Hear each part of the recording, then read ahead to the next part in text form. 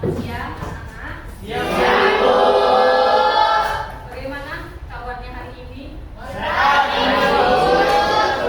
Sedikit belajar sehat. Nah, udah siap belajar? Siap. Sebelum ini tadi belajar apa? Matematika. Ini dari kamus berarti ya? Iya, Bu. Berarti ya. Siap. Nah, hari ini siapa yang nggak hadir? Michelle. Kenapa Michelle? Safari. Ada lagi?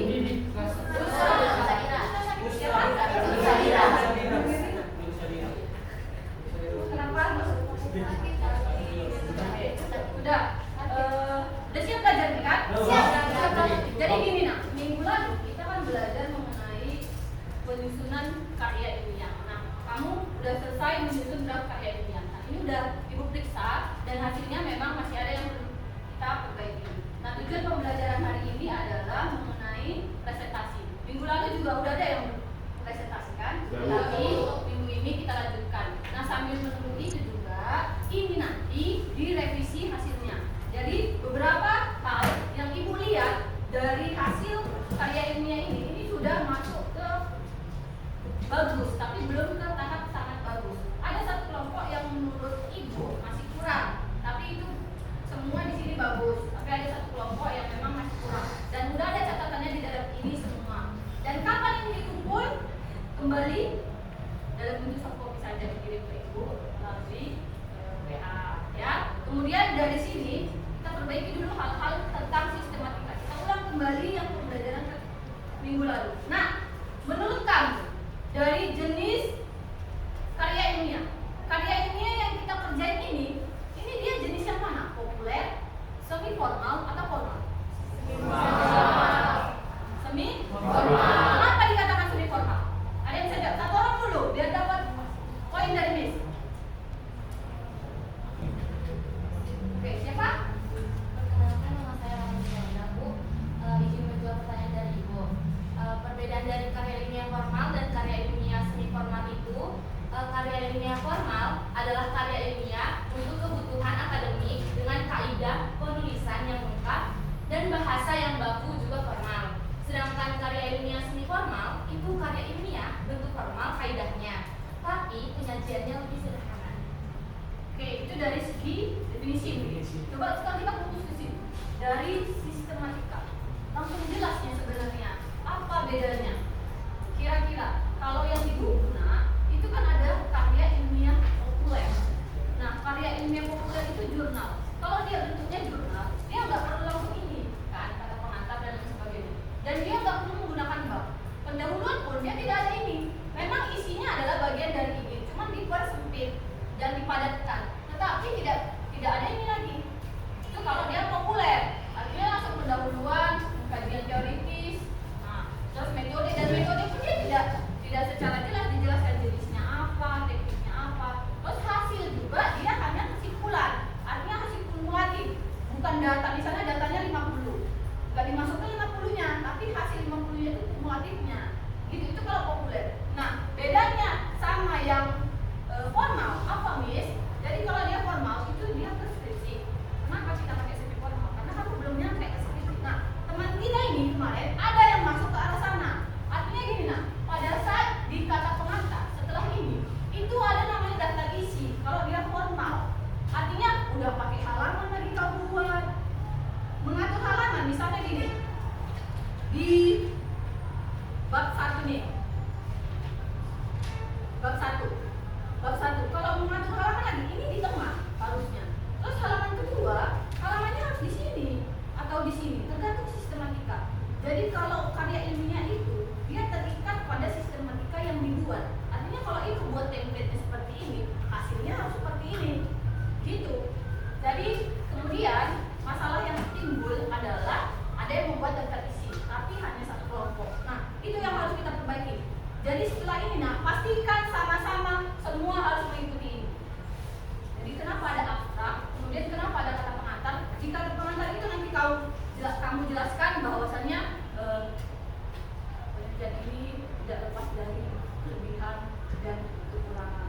Untuk itu penulis memohon maaf. Baru bawahnya tanggalnya, baru tim penyusun, baru abstrak, baru langsung enter. Kamu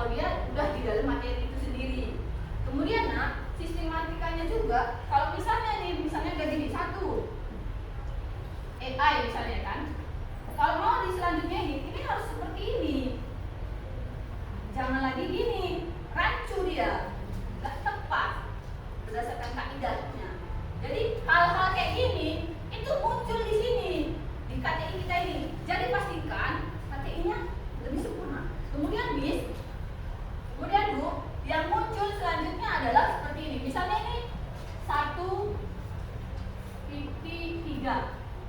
Apa itu? Apa? Tujuan ya kan. Kemudian Dina, ini enter kan. Di sini dia tulis. Jangan lagi nanti menjorok ke dalam. Ada nanti yang ininya ke sini. Itu nggak boleh. Apalagi ini di sini tapi tulisannya di sini selanjutnya. 1 misalnya. Itu sangat-sangat fatal. Dan itu tidak boleh. Jadi paling mentok dia harus lulusan sama ininya. Ini harus spasi 1. Atau boleh seperti ini. Lulusan sama ininya, terus spasinya 1 di sini. Ya, itu hal-hal mendasar. Tapi kalau dipakai ininya sering salah. Ya, paham ya? Nah, kemudian di bagian bab 1 enter pendahuluan itu spasinya 1,5. Jangan di enter yang berlebihan. Udah 1,5.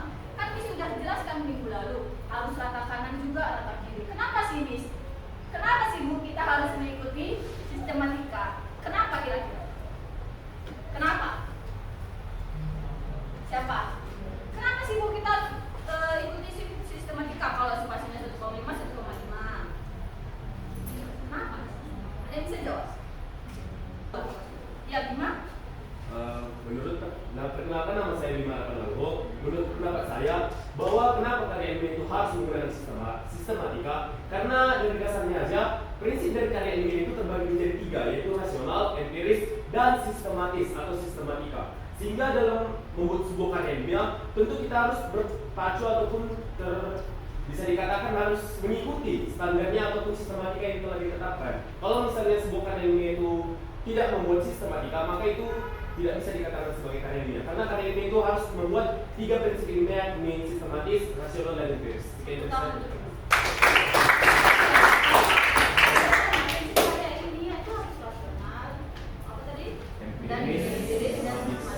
Jadi sistematis artinya kita mengikuti aturan. Kita nggak boleh lepas dari aturan. Ketika kita lepas dari aturan, maka itu tidak dikatakan ilmiah lagi. Udah berantakan lagi semuanya. Itu ya. Mungkin dari sisi ini sudah ada nilainya, udah ada rubriknya, udah miss nilai juga. Tetapi kalau mau kita perbaiki sama-sama untuk hasil yang lebih baik, Miss mau kita sama-sama perbaiki lagi supaya semakin sempurna. Karena di sini ada juga penggunaan kata bakunya, penggunaan misalnya kalau setelah enter nggak boleh langsung kata depan di era digital misalnya, itu nggak boleh. Nah, tapi perkembangan teknologi AI semakin meningkat. Pada era ini, boleh seperti itu. Tapi kalau langsung menggunakan kata depan tidak boleh. Jadi ada banyak tuh yang direvisi. Tapi ada juga yang sampai tidak terrevisi, saking sedikitnya. Kemudian ya, jadi seperti itu. Kemudian ini aja lah, ini aja, jangan ditambah-tambahin. Misalnya kalau dia lokasi di sini dan lain sebagainya. Kemudian ini di populasi dan sampel. Ada terus di sini teknik pengumpulan data, misalnya kalau pakai wawancara, kuesioner dan lain sebagainya. Ada yang pakai wawancara dan kuesioner. Wawancara itu nggak boleh sembarangan orang. Yang pertama harus dianalisis, misalnya itu adalah siswa yang dia adalah orang dipercaya, misalnya ketua organisasi, ketua OSIS, itu yang diwawancarai. Nggak boleh yang siswa biasa, nggak boleh, karena dia mewakili orang banyak atau dia mewakili organisasi apa gitu. Jadi kita tuh wawancara harus kepada seseorang yang memiliki integritas atau kredibilitas. Nggak bisa kita sembarangan memilih. Kemudian untuk sampel populasi. Kalau populasinya kelas 11, sampelnya itu kalian harus cari tahu kelas 11 itu ada berapa kelas. Udah gitu berapa jumlah siswanya. Kira-kira 30% dari data itu sah. Tidak batasi sampelnya ada berapa. Tapi kalau bisa lebih dari 20 kalau emang dia targetnya kelas 11, 20 responden. Tapi ada kok yang lebih dari itu sudah sampai itu bisa dijempol. Ya, kemudian di teknik pengumpulan data ini ya udah hanya di bagian wawancara kah, pakai angket kah dan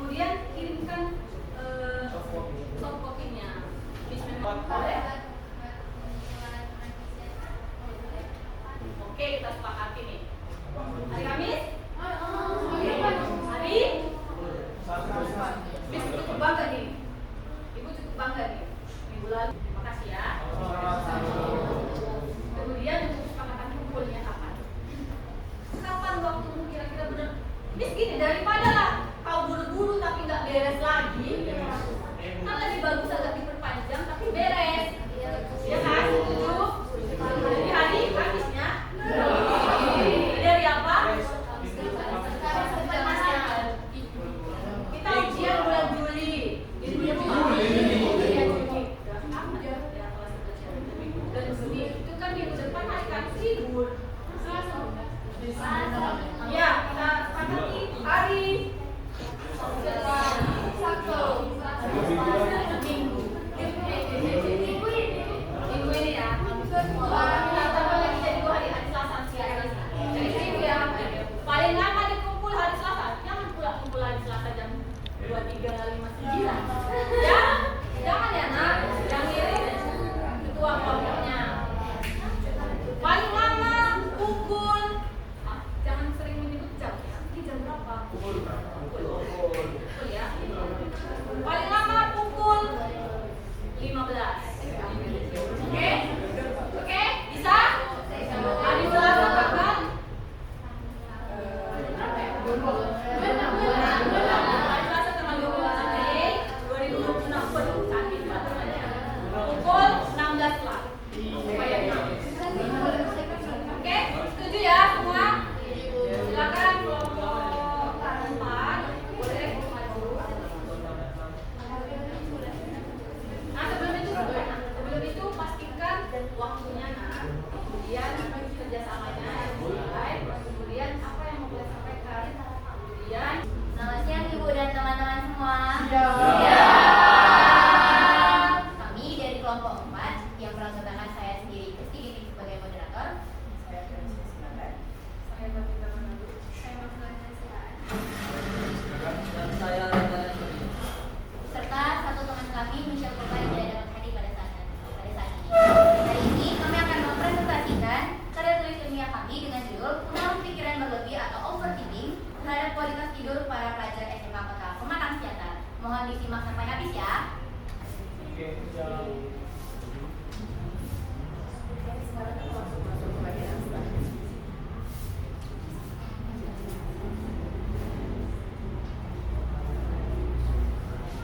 Pertama-tama kita akan bahas abstrak dari KTI. Penelitian ini bertujuan untuk mencari tahu bagaimana pengaruh overthinking terhadap kualitas tidur anak SMA di Kota Pematang Siantar. Dari sini kami mengambil metode penelitian yaitu kuantitatif, deskriptif, di mana kami mendapat 117 responden dari mengisi kuesioner Google Form. Di mana dari kuesioner tersebut kami mengetahui bahwa masih banyak remaja SMA di Kota Pematang Siantar yang masih mengalami gangguan tidur, terlebih sebelum tidur terhadap masalah-masalah yang mereka pikirkan secara berulang atau terus-menerus, di mana hal ini memberikan pengaruh buruk atau negatif buruk terhadap remaja-remaja SMA di Kota Pematang Siantar. Hal ini juga berdampak negatif karena anak-anak SMA di Kota Pematang Siantar itu banyak mengalami kurang tidur dan juga mengalami gagal fokus saat di sekolah. Kita masuk ke latar belakang. Teman-teman, siapa di sini yang pernah mengalami overthinking atau pikiran yang berlebihan?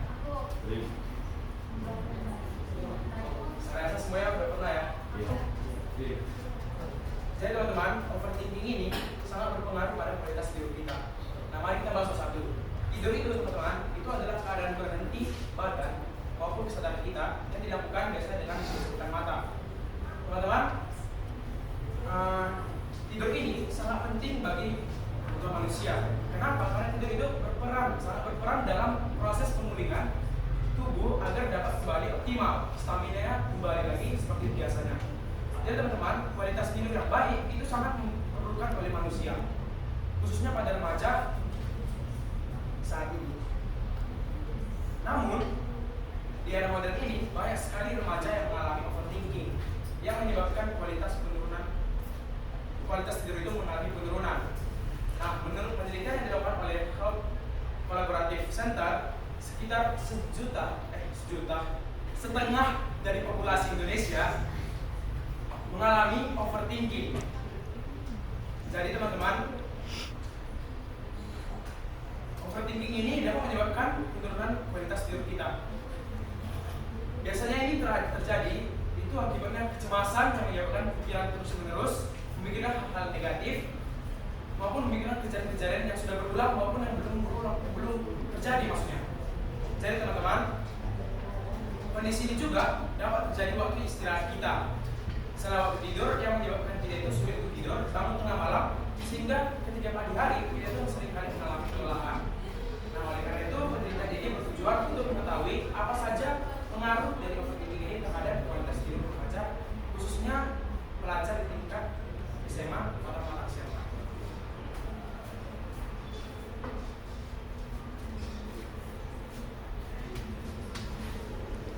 Selanjutnya kita akan ke rumusan masalah.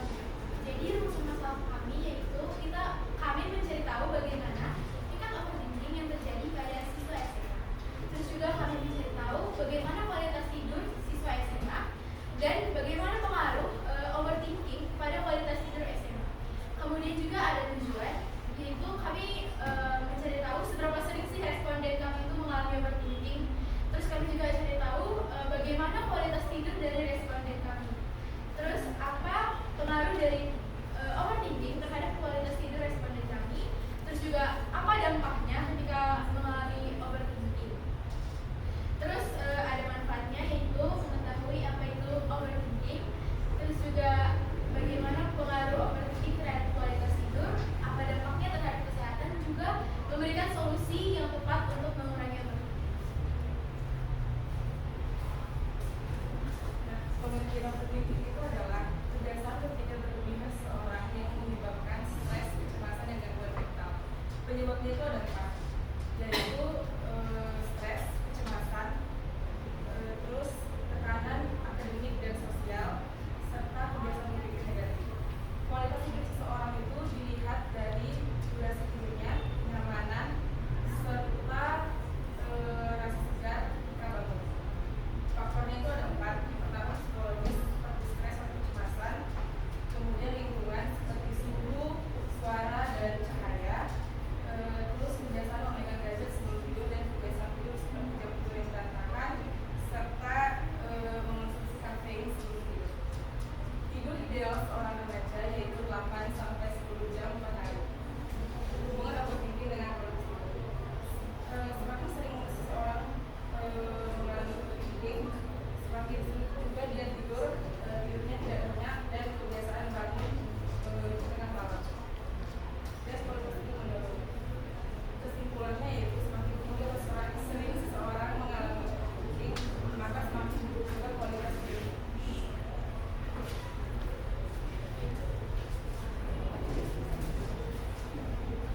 Baik, untuk jenis seperti metode penelitian kami menggunakan metode kuantitatif dan deskriptif. Yang dimana metode kuantitatif kami gunakan berupa angka dengan menyebarkan khususnya untuk beberapa sekolah di Kota Pematang Siantar, khususnya untuk tingkat SMA. Dan untuk deskriptif itu kami gunakan untuk memberikan gambaran pengaruh overthinking terhadap pola tidur anak SMA. Penelitian ini bertujuan untuk mengetahui hubungan dan dampak overthinking terhadap kualitas anak SMA di Kota Pematang Siantar. Selanjutnya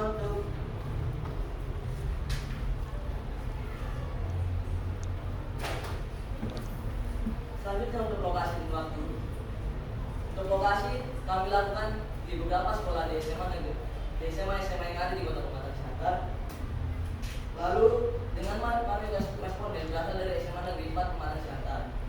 Untuk waktu penelitian kami laksanakan selama 2 hari, dari tanggal 3 Mei sampai tanggal 1 Mei, menggunakan untuk selanjutnya populasi dalam penelitian ini adalah siswa di kota SMA, siswa SMA di Kota Pematang Siantar dengan target kami yaitu para remaja. Dan untuk sampel penelitian ini berjumlah 117 responden yang dimana berasal dari berbagai SMA di Kota Pematang Siantar. Teknik pengambilan sampel yang digunakan adalah purposive sampling, yaitu pemilihan sampel berdasarkan kriteria tertentu seperti siswa aktif SMA dan bersedia mengisi kuesioner penelitian.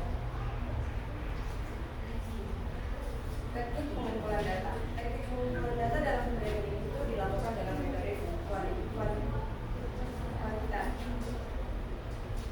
kuantitatif deskriptif, di mana kami menyebarkan kuesioner secara online melalui Google Form kepada siswa-siswi SMA serta pengguna cetak.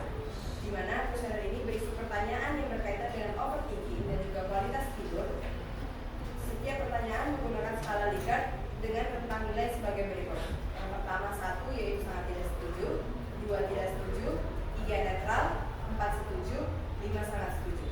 Data yang diperoleh kemudian diolah dalam bentuk persentase untuk mengetahui kecenderungan jawaban responden. Lalu masuk ke teknik analisis data.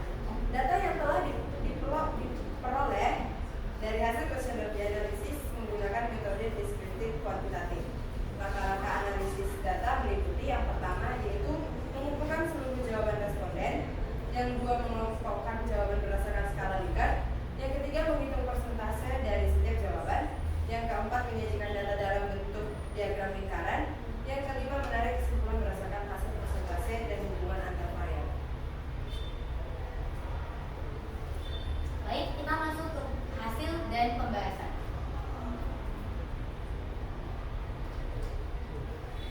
Data penelitian kami itu diperoleh melalui kuesioner dengan Google Form yang disebarkan ke berbagai sekolah menengah atas di Kota Pematang Siantar dengan jumlah responden sebanyak 117 orang. Penyebaran dan pengisian kuesioner dimulai sejak 30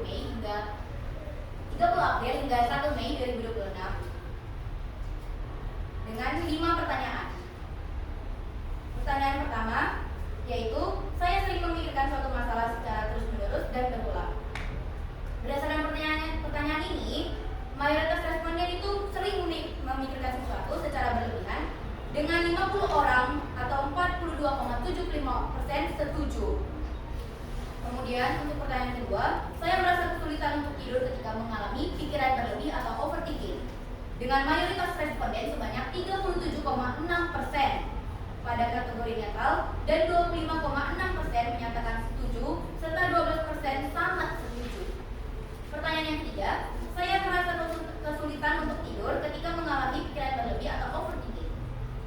Mayoritas respondennya menyatakan mereka berada pada kategori setuju sebanyak 39,3% dan sangat setuju pada 18,8%. Pertanyaan yang keempat yaitu, saya merasa tidur menjadi kurang nyenyak ketika mengalami pikiran berlebih atau overthinking.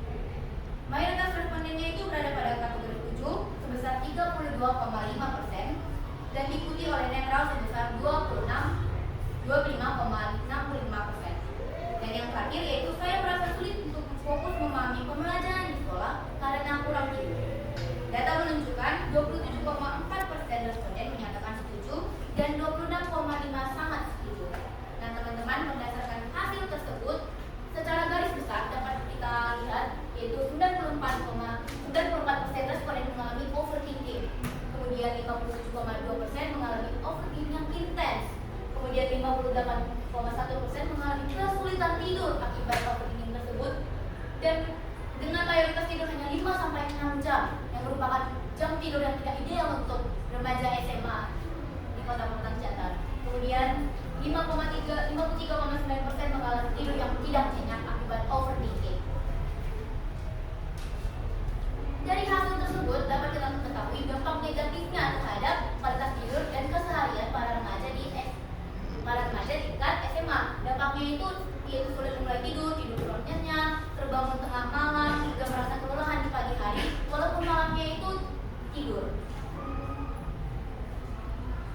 Kemudian dampak lanjutannya berdasarkan kuesioner yang sudah kami sebar yaitu 53,9% mengalami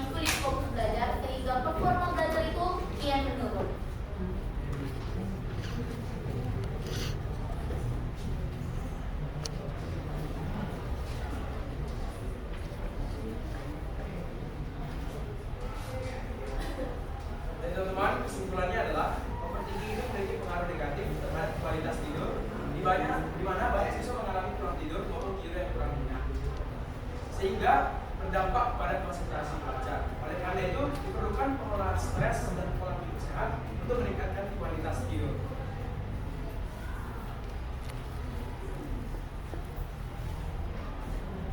Demikianlah presentasi dari kami. Kami memberi waktu kepada teman-teman atau ibu mungkin jika ada beberapa pertanyaan yang ingin disampaikan kepada kelompok kami.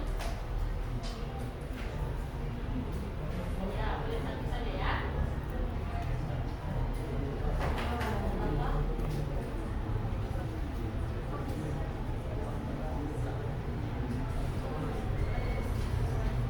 Jika ada, kami mohonkan kepada teman-teman untuk segera mengangkat tangannya karena waktu kita terbatas. Jika tidak ada, supaya kami tutup presentasinya.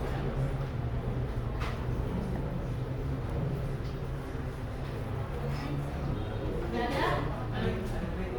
Ada nak? Ada yang mau nanya?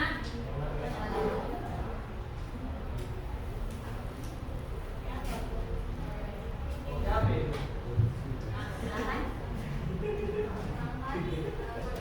Saya dari Christine dari Komnas. Ini lebih bertanya sih kalian. Kan tadi kalian udah masih tahu kami bahwa manfaat kebiasaan itu mengetahui bukan overthinking sebenarnya yang di pernyataan tadi. Boleh nggak kelompok kami bertanya lebih lanjut tentang solusinya? Solusi karena ya udah banyak kan di pertemuan channel ini. Udah kami tahu solusi yang bisa kami dapatkan dari hasil penelitian kalian agar ya bebannya semakin berkurang soal untuk overthinking yang ada di dunia. Terima kasih pertanyaannya. Kami akan diskusikan sebentar sebelum menjawab.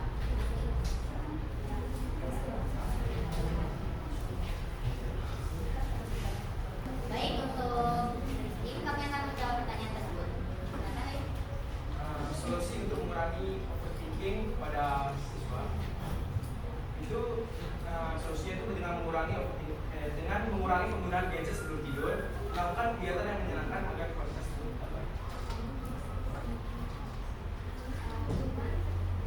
Kehidupan sehari-hari, biasanya overthinking itu bukan karena gadget. Contohnya, karena ada masalah di teman sekolah dengan guru ini, dengan senior, dengan keluarga, dan biasanya gadget itu yang membantu kita supaya kita lebih happy lagi.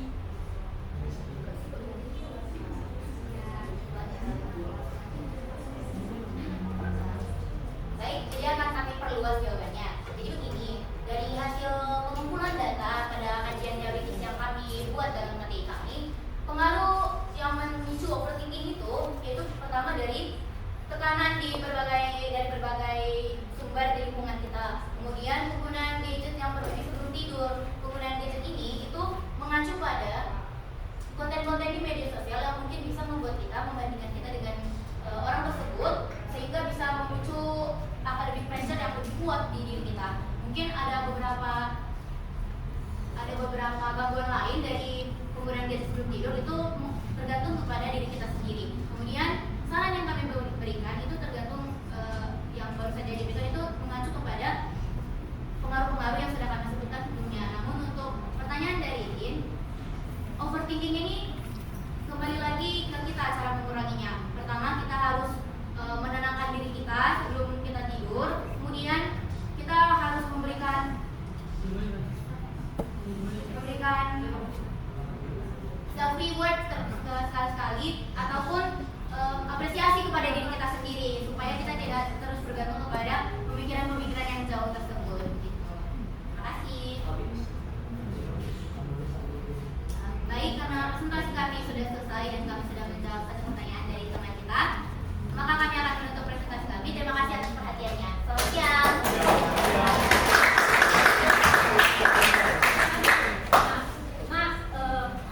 Biasa ya. Baik dalam hal presentasi. Nah, untuk menjawab pertanyaan si Kristi tadi, bagaimana cara mengolahnya? Memang benar, gak semua overthinking dari apa? Tapi jawabannya juga sangat benar. Kenapa? Karena dibatasi. Harusnya masalah kami ini loh, teman-teman, masalah kami ini sumbernya dari sini. Jadi jawabannya memang pas, karena dia terbatasi. Tapi balik lagi ke kita bahas ini mengenai topik yang tadi dibahas di sini. Itu kan bagus. Gimana sih cara mengelola overthinking atau stres? Kemudian Setiap orang pasti stres. Setiap orang yang hidup pasti berpikir. Nah, cara yang terbaik adalah pada diri kita sendiri. Mengelola stres itu sangat sulit. Kalau kamu bilang nonton scroll TikTok, fitnya isi cinta-cintaan. Ya. Kalau kamu bilang scroll TikTok itu meredakan overthinking, salah besar. Itu bukan bagian dari istirahat. Kau akan terdistraksi. Otakmu akan berpikir. Kita tidak sadar bahwa gambar, suara itu akan menyebabkan overthinking. Artinya, sesuatu yang kita lihat, kita dengar, itu juga berpengaruh pada kualitas pemikiran kita. Jadi semakin sedikit kamu mengurangi itu, makin baiklah pikiranmu. Walaupun kamu merasa bukan karena ini loh sebenarnya, tapi karena ada masalah. Overthinking bukan karena disebabkan masalah saja, tapi dari kehidupan sehari-hari atau dari apa yang kau rasakan atau kecemasan. Nah, bagaimana cara mengatasi kecemasan? Kalau bukan kita sendiri.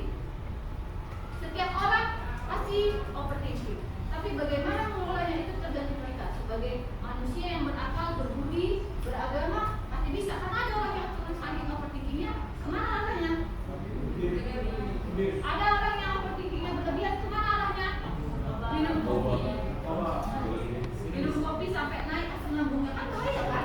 Ya, jadi cara mengelola overthinking itu tergantung pada diri kita, dan itu bisa diatasi ketika kita sudah terbiasa menghadapi masalah itu. Misalnya gini, kalau kau kebiasaan organisasi banyak, kau nggak, memang pertama-tama overthinking, capek dan sebagainya. Tapi ketika kau udah biasaan melakukan itu, pasti biasa aja. Coba misalnya sih, dia pasti udah banyak tuh melakukan kegiatan dan yang lain pasti ada. Kayak udah seringnya, pede aja dia. Nah itu udah nggak overthinking lagi. Padahal di depan pun dia tadi masih bubuk, tapi kalau udah terbiasa, nggak bubuk lagi. Itulah bagian dari hal-hal yang dikatakan kalau udah terbiasa pasti nggak langsung nervous, nggak langsung kepikiran, nggak langsung overthinking.